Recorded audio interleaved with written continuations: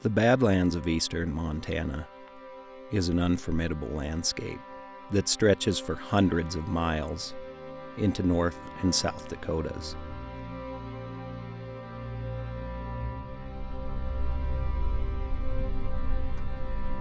This is a place that's been special to me since I was 12 years old, maybe even before.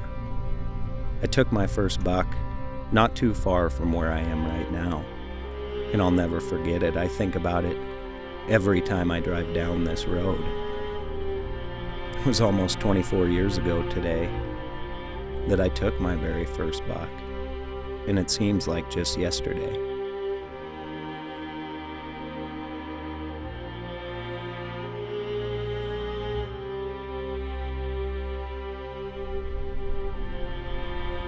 I really look forward to it. That second or third week in November, loading up the trucks with my friends and family and heading to eastern Montana.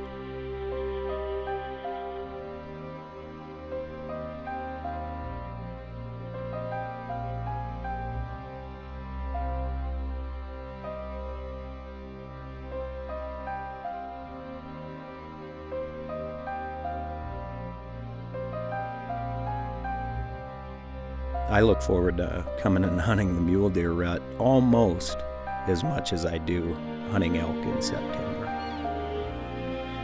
These big bucks, it's amazing the spots they have to hide and how hard it is to find them. During the rut, it's like a light switch comes on and these bucks come out of the woodwork. You see deer you wouldn't imagine ever lived around here.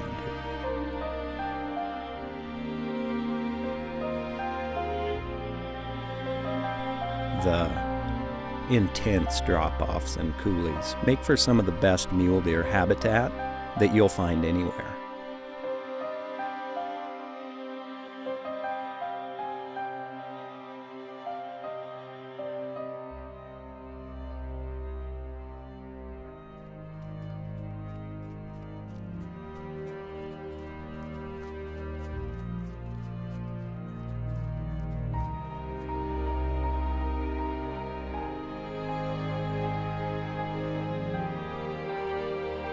Some of the biggest bucks in Montana live in these coulees.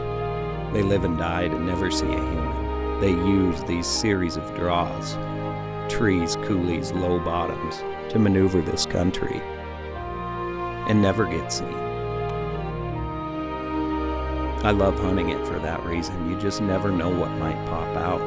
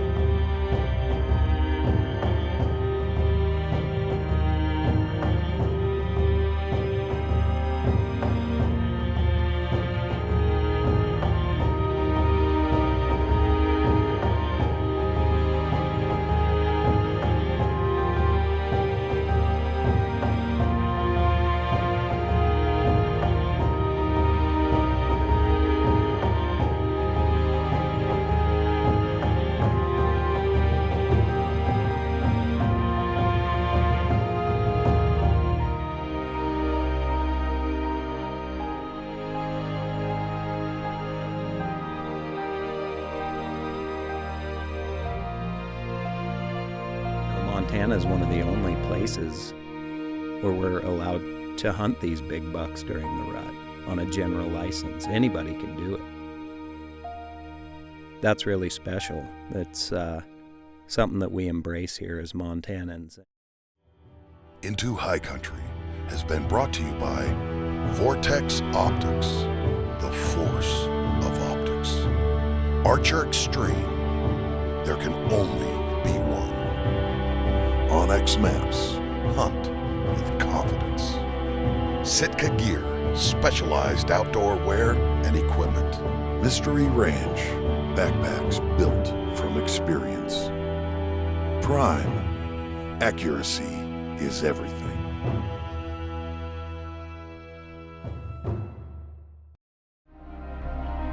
This segment of Into High Country has been brought to you by Montana Canvas, hands down the finest wall tents ever made.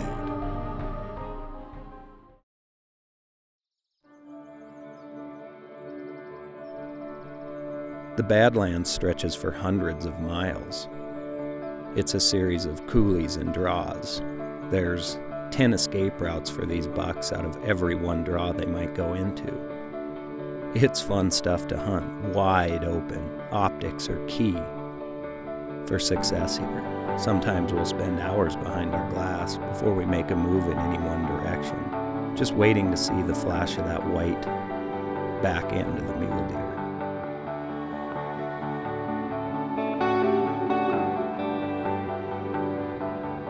Over the years, I've been fortunate enough to experience a number of successful hunts here in the Powder River Breaks in Montana with my friends and family in heading.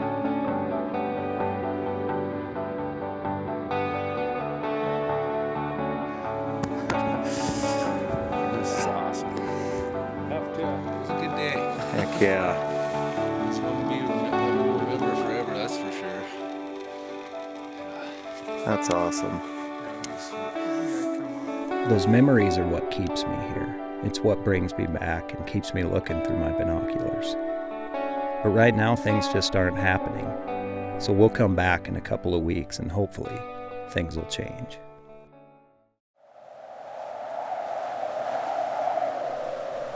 Winter can set in overnight in this part of the world. Temperatures plummet 50, 60 degrees, and wind chills that won't allow a man to be out in it for any amount of time. But this is exactly what the doctor ordered. This is what we needed to get these bucks on their feet and thinking about the rut.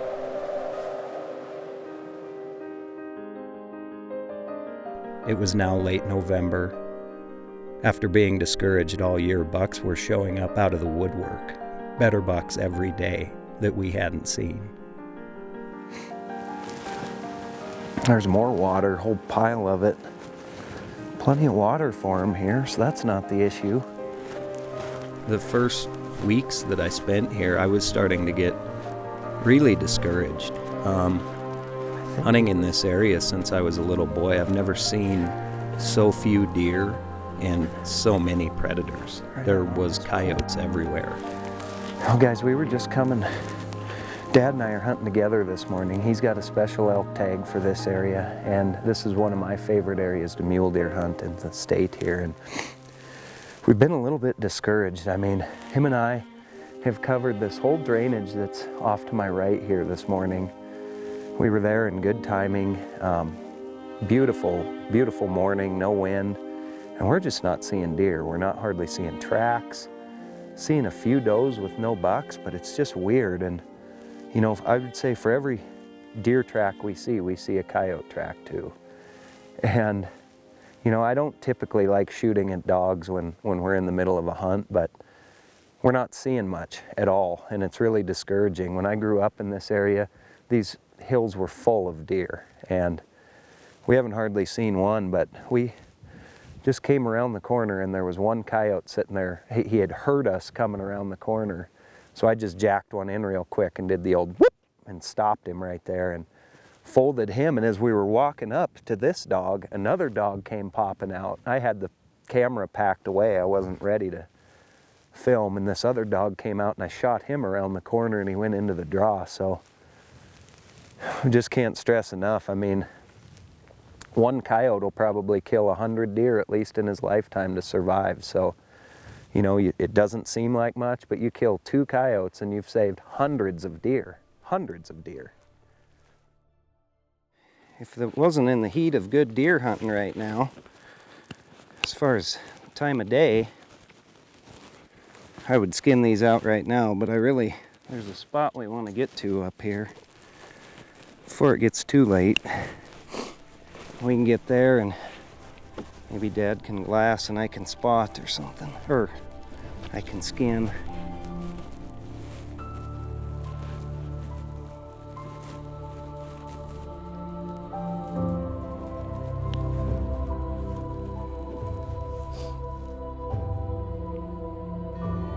This segment of Into High Country has been brought to you by Montana Canvas, hands down the finest wall tents ever made.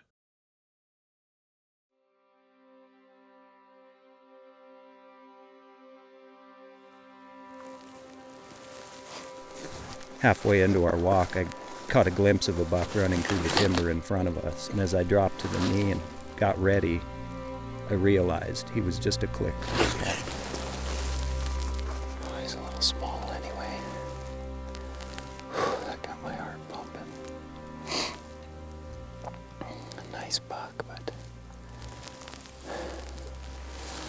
it's not quite what we're looking for.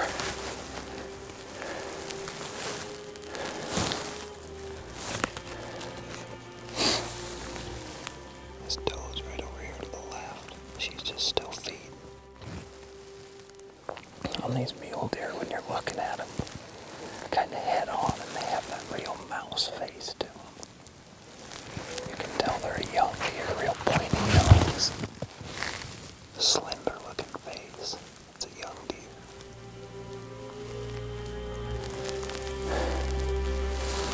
It's not quite what we're looking for.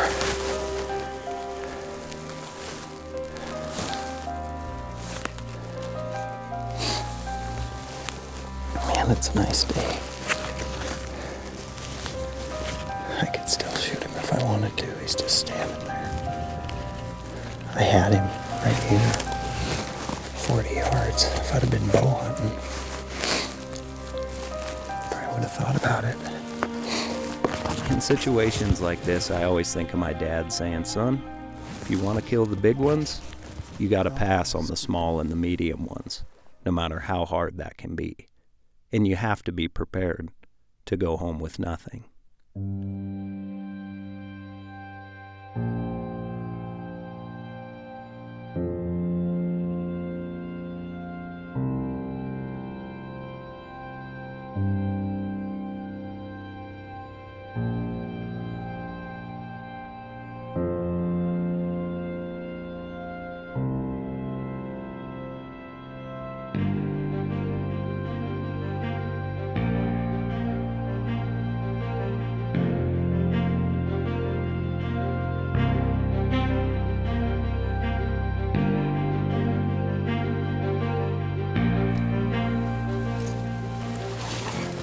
Guys, you wouldn't believe the morning we've had so far. Dad and I just got out.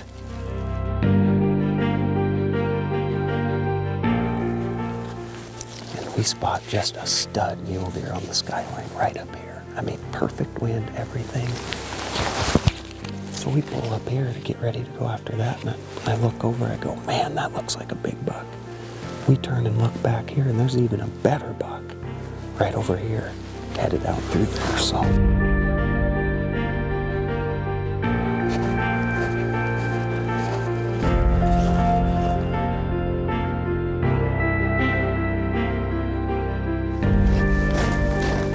The snow is so crunchy.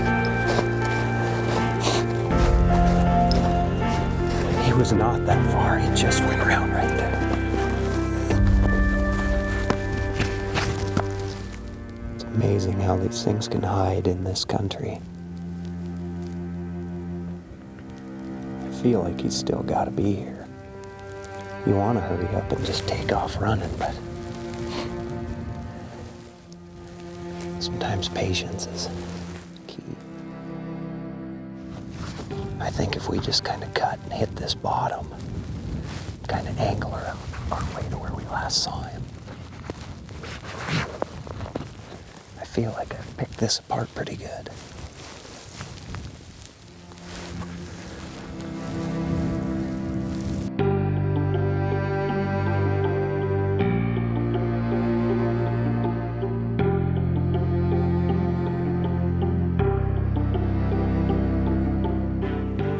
That's him. Oh he's a nice buck, Barrett. He's just going around the right side of that big knob right there. This segment of Into High Country has been brought to you by the Rocky Mountain Elk Foundation, ensuring the future of elk, wildlife, their habitat, and our hunting heritage. That's him. Oh, he's a nice buck, Barrett. He's just going around the right side of that big knob right there. If there's no does right here,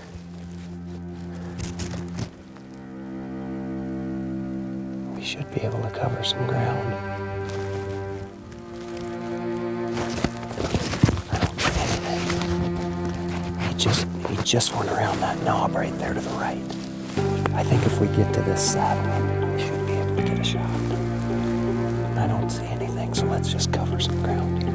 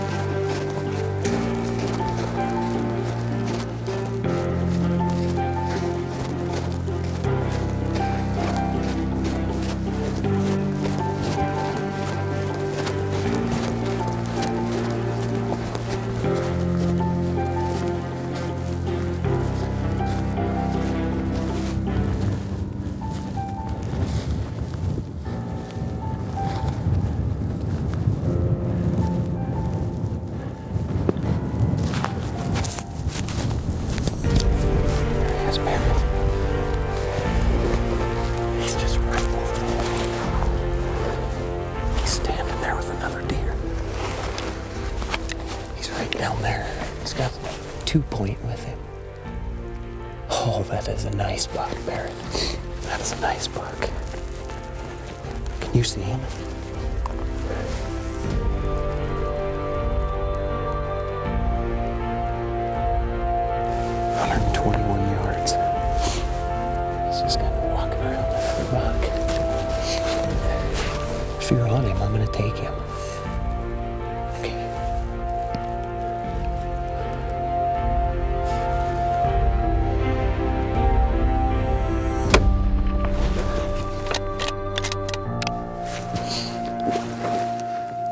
Oh, dude, he just went down.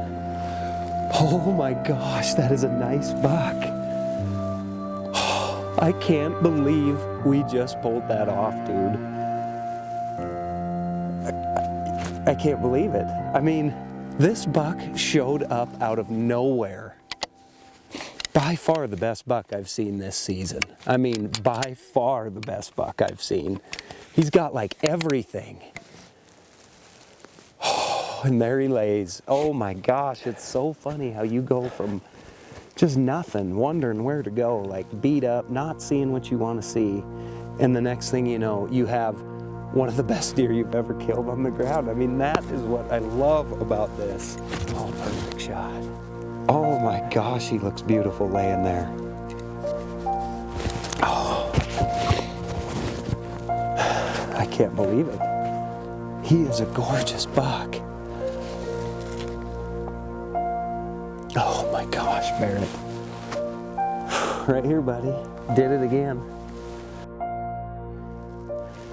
We have had an epic season this year.